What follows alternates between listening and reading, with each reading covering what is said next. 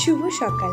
আমার নতুন আরো একটি মিনি ব্লগে তোমাদের অনেক অনেক ওয়েলকাম। ঘুম থেকে উঠে স্নান করে রেডি হয়ে ব্রেকফাস্ট করে নিলাম। আচ্ছা, তোমরা কি একটা জিনিস খেয়াল করেছো আমি কতটা মোটা হয়ে গেছি? আমি মোটা হয়ে গেছি, এটা আমার মনকে যতটা না কষ্ট দেয় তার থেকে বেশি কষ্ট দেয় জামা কাপড় পরতে গেলে, খেতে গেলে, নড়তে উঠতে চড়তে খুব কষ্ট হয়।